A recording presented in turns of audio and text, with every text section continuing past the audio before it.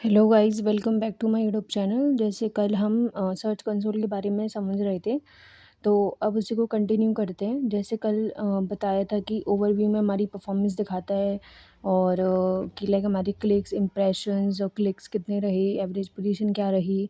ऐसी परफॉर्मेंस में हमारा डाटा दिखाता है कि इंडिविजुअल पेजेस का आप देख सकते हो कि कैसा कोई पेज परफॉर्म कर रहा है।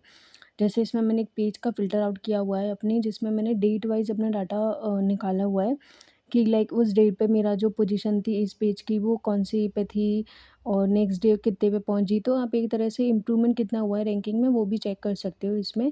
पर लेकिन जैसे मैंने पहले भी कहा था कि इसकी रैंकिंग जो होती है उस पे विश्वास नहीं करना है आपको, क्योंकि ये एक्चुअल रैंकिंग मतलब हो भी सकता है कि आप इसको लाइव में जाके चेक करें तो सेम ना दिखाए। तो आपको चेक करना पड़ेगा मैन्युअली जाके।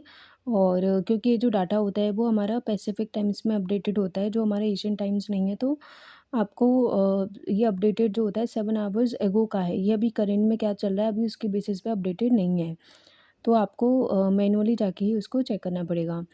तो बेसिकली आपके पास काफ़ी सारे वैसे तो फ्री टूल्स होते हैं, लेकिन यूजुअली जब रैंकिंग की बात आती है तो वो टूल्स पेड होते हैं, जिसमें आप अपने प्रोजेक्ट को ऐड करके डेली की रैंकिंग जो है उसको ट्रैक कर सकते हो और जो भी चेंजेस हो उसके अकॉर्डिंग अपने पेजेस में भी ऑप्टिमाइजेशन कर सकते हो, ताकि आप उसको और ऊपर लेके आ सकें। जिसमें दिखा रहा है कि जो इम्प्रेशंस थे वो 72 थे, 63 थे, 64 थे, 58 थे। तो कहीं न कहीं हमारी इम्प्रेशंस बढ़े हैं इस पेज को लेके। और जो सीटीआर है वो कंपेयर टू 20 के 21 में थोड़ा कम हुआ है। यानी इम्प्रेशंस तो बढ़े लेकिन सीटीआर कम हुआ है, मतलब कि जो हमारा क्लिक थ्रू रेट था वो कम हो चुका है कि लाइक यूज़र्स ने थोड़ा कम क्लिक किया है हमारी उस पेज के ऊपर। अब हम ऊपर हमने परफॉर्मेंस वगैरह में जैसे क्वेरीज़ के फॉर्म में देखा था, पेजेस के फॉर्म में देखा था, countries, devices, search appearance. Devices का जैसे मैंने बताया मोबाइल और डेस्कटॉप में यूजुअली। सर्च अपीयरेंस मैंने एक इमेज फॉर्मेट में, वेब और वीडियो के फॉर्म में। काफ़ी सारे डिफरेंट वेज़ होते हैं जिनके थ्रू आप अपने एसईआरपी में अपनी जो वेबसाइट है उसकी विजिबिलिटी को बढ़ा सकते हैं। तो उसके अकॉर्डिंग दिखा रहे थे। अब इसमें जैसे डेट वाइज़ अगर आप चेक कर रहे हो तो इसमें आपको ये इसका बेनिफिट होगा कि आपको पता चल जाएगा कि किस दिन मेरा जो पेज है वो अच्छा परफ़ॉर्म किया था और किस दिन वो बिल्कुल भी परफ़ॉर्मेंस जनरेट नहीं कर पाया। जैसे इसमें देखोगे हम कि इसमें इम्प्रेशंस तो बने थे लेकिन क्लिक्स एक भी नहीं आए। वो क्लिक्स इसलिए नहीं आ रहे यहाँ पे क्योंकि हमारा जो अभी पेज है वो टॉप 5 में नहीं आ रहा है। और जब टॉप 5 में पेजेज़ रैंक करते हैं तो उसके जो क्लिक्स के चांसेस होते हैं वो ऑटोमेटिकली इम्प्रूव हो जाते हैं। और जो सीटीआर है वो भी इम्प्रूव होता है क्योंकि यूजुअली जो यूज़र्स होते हैं वो शुरू के जो 3 रिज़ल्ट्स होते हैं उन पे क्लिक करना ज़्यादा पसंद करता है कंपेयर टू द अदर, क्योंकि कौन ही इतना स्क्रॉल करके आपकी 4th या 5th पेज पे जाके आपकी वेबसाइट को देख के क्लिक करेगा। या तो कोई स्पेसिफिक इतना कोई डोमेन अच्छा होना चाहिए जिसके बारे में यूज़र्स को पहले से ही पता हो, तो वो इंडिविजुअली आपके डोमेन को ही ढूँढ के उस पे सर्च करेगा। वरना तो नीचे अगर आप रैंक कर रहे हो तो उसका बेनिफिट इतना नहीं होता है। तो इसलिए हर एक जो एसईओ पर्सन होता है उसकी मेहनत, उसका पर्पस होता है टॉप 5 में रैंक कराना एटलीस्ट।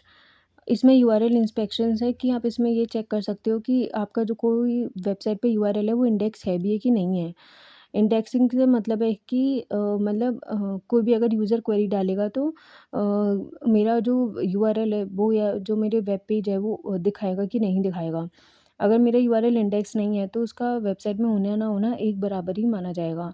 जैसे मेरा यूआरएल इंडेक्स है, सबमिटेड एंड इंडेक्स दिखा रहा है कवरेज में, मोबाइल यूजेबिलिटी में पेजेस मोबाइल फ्रेंडली, जिसका मतलब है यूज़र ईज़िली ही पेज को क्रॉल कर पाएगा। और क्रॉल्ड में ये दिखा रहा है कि अगर आपको दोबारा भी रीइंडेक्स कराना है तो टेस्ट लाइव यूआरएल में जाके आप इसको दोबारा रीइंडेक्स करा सकते हैं।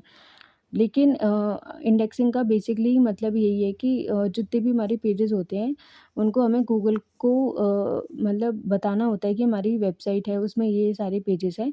तो कल को अगर कोई भी ऐसी सर्च टर्म या क्वेरी बनती है जो मेरी वेबसाइट या मेरी सर्विस से रिलेटेड हो, तो मेरा जो भी पेज लाइक फॉर एग्जांपल कोई इंदौर से रिलेटेड बनी डिजिटल मार्केटिंग कोर्स की, तो मेरे ये वाला पेज प्रेजेंट है वेबसाइट पे, आप इसको दिखा सकते हो। तो गूगल क्या करेगा, अपनी डायरेक्टरीज जो होती हैं लाइक अपने पास स्टोर करके रख लेगा डाटा को, जब भी उसको रेलिवेंट क्वेरी दिखेगी तो मेरा जो पेज है उसको दिखाएगा। अब जैसे हमने इसको दोबारा टेस्ट लाइव किया है मतलब यूआरएल को, ताकि हम चेक कर सकें। हम बेसिकली दोबारा री इंडेक्स करा रहे हैं इसको, जो 1 मिनट या 2 मिनट से ज़्यादा का टाइम नहीं लेगा। और यहाँ पे जैसे ये कंप्लीट हो जाएगी प्रोसेस तो वो दोबारा री इंडेक्सिंग के लिए आप अप्लाई कर सकते हो। री इंडेक्सिंग इसलिए क्योंकि टाइम टू टाइम क्या होता है कि पेजेस जो होते हैं ऑटोमेटिकली डी इंडेक्स भी हो जाते हैं, जो बहुत बड़ा मेजर कंसर्न हो जाता है रैंकिंग के ड्रॉप होने में। तो आपको बीच बीच में साइड मैप इंडेक्स कराते रहना पड़ता है और यूआरएल को चेक करते रहना पड़ता है, कोई नो इंडेक्स में तो नहीं चला गया। तो कभी कभी रैंकिंग अगर सडनली डाउन जा रही हो तो आप इस फैक्टर को नोटिस कर सकते हो कि मे बी हो सकता है आपके जो पेजेस है वो डी इंडेक्स हो गए हों। डी इंडेक्स का मतलब कि गूगल ने उनको गूगल ने अपनी डायरेक्टरी से हटा दिया है, या फिर मतलब अब वो अब गूगल के पास वो पेजेस दोबारा नहीं है, मतलब गूगल अब दोबारा उसको क्रॉल करने आएगा, उसको रीड करेगा, जब जाके आपके दोबारा पेजेस इंडेक्स होंगे, तब जाके वो एसईआरबी में शो होंगे। कवरेज में देखा जाए तो रेफरिंग पेज का मतलब होता है कि मान के चलिए कोई एक पेज है, उसको दूसरे पेज से भी आपने कहीं लिंक कर रखा है, तो वो रेफरिंग पेज यहाँ पे शो कर देता है, जो भी नन रिडक्टिव दिखा रहा है। हो सकता है मैं अभी ना किया हो। ये स्मार्टफोन का दिखा रहा है क्रॉल्ड एज, मतलब जो हमारे गूगल बहुत डिफरेंस होते हैं, डेस्कटॉप का अलग, टैबलेट का अलग, स्मार्टफोन का अलग, तो ये स्मार्टफोन का दिखा रहा है। और कैनोनिकल यूआरएल, इंस्पेक्टेड यूआरएल, मतलब कैनोनिकल यूआरएल मेरा सेम ही है जो मेरा पेज का यूआरएल है, जो यूजुअली सेम ही होना चाहिए, वरना एरर क्रिएट कर देता है। कैनोनिकल बेसिकली होता है डुप्लीकेसी को हाइड करने के लिए, कि लाइक हम गूगल के यूज़र को ये बताते हैं कि हमारा जो पेज है वो ओरिजिनल कंटेंट है, ये हमारा ही है, हमने कहीं कहीं से डुप्लीकेट नहीं किया है। लेकिन अगर गूगल को अगर सेम कंटेंट दो वेबसाइट पे अगर सेम दिखता है, तो जिसने पहले इंडेक्स कराया होगा तो उसकी प्रायोरिटी उसको पहले मिलेगी, चाहे वो आपने खुद ने लिखा हो लेकिन कॉम्पिटिटर ने आपसे मतलब जस्ट कॉपी पेस्ट कर लिया हो। तो इंडेक्सिंग अलाउड कर दी है हमने, पेज को फैच इजीली कर लिया है, सक्सेसफुल है, और गूगल के स्मार्टफोन वाला बॉट ने किया है। जो हमारी वेबसाइट होती है उसमें 3-4 वर्जन्स होते हैं, अगर आपने देखा हो तो।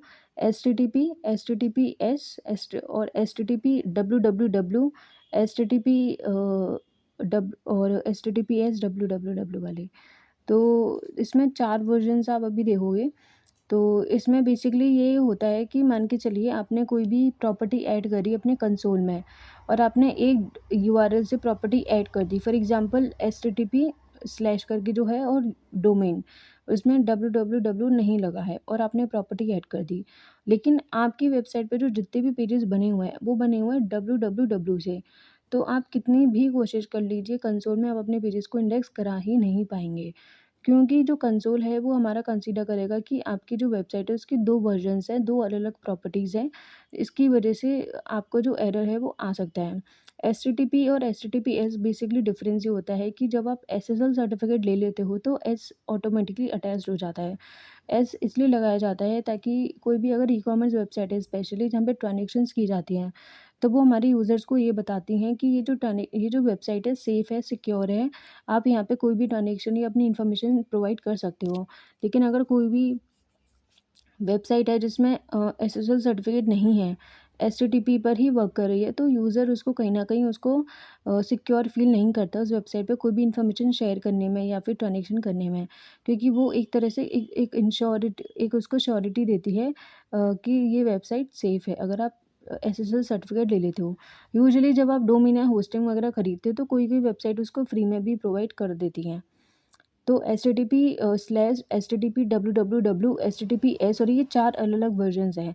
अगर आपने किसी एक वर्जन से प्रॉपर्टी ऐड कर दी तो आप दूसरे वर्जन से उसके सारे जो भी यूआरएल्स हैं उनको इंडेक्स नहीं करा पाओगे।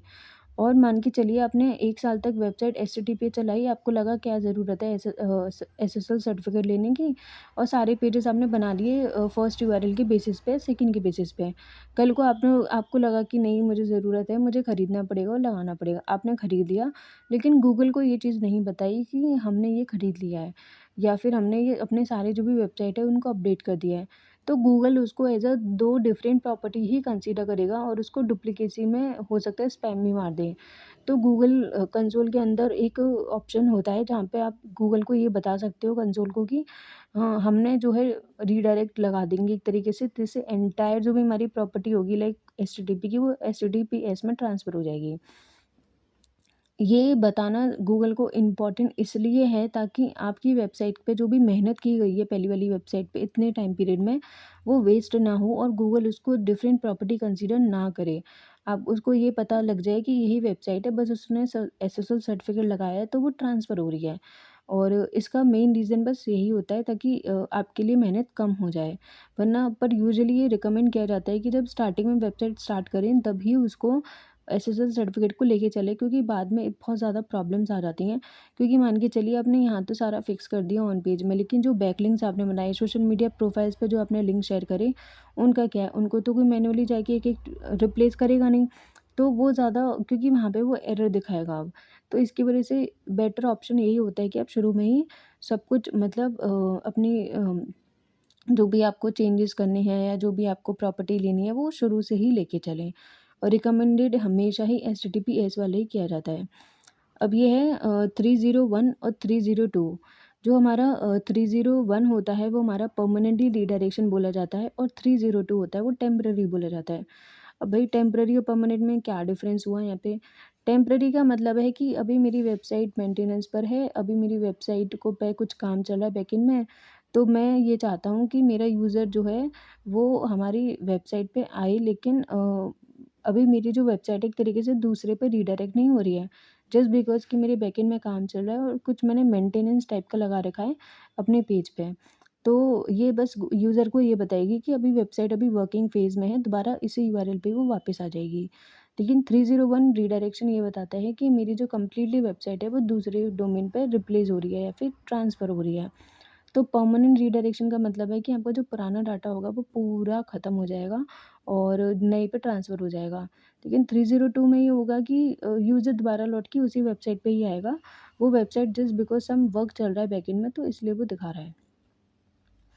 कैनोनिकल टैग का जैसे मैंने आपको ऑलरेडी बता दिया था कि जो हमारा पेज का यूआरएल होता है वही हमें रखना होता है। यूजुअली क्या होता है कि कभी-कभी इससे एक एरर भी बन जाता है कैनिबलाइज़ेशन का, कि कोई-कोई एक पेज होता है जो 2 पेजेज़ से रैंक करता है। कभी कोई एक पेज से रैंक करता है, कभी वो दूसरे पेज से रैंक करता है। तो वो कैनिबलाइज़ेशन का एरर हम कैसे रिज़ॉल्व कर पाते हैं कि आपको जिस पेज से फॉर एग्ज़ाम्पल एक कोई सर्विस है और उसके रिलेटेड आपने ब्लॉग डाल दिया और आप चाहते हो कि वो सर्विस पेज से रैंक करे ना कि ब्लॉग से करे, लेकिन वो हर बार ब्लॉग से ही रैंक करता है। तो आप क्या कर सकते हो, ब्लॉग के यूआरएल में जो कैनोनिकल है वो आप अपने सर्विस पेज का डाल सकते हो।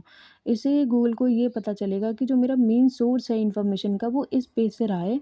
और तो नेक्स्ट टाइम क्या होगा कि आपकी जब भी रैंकिंग आएगी उस कीवर्ड से, तो वो आपके सर्विस पेज से आएगी।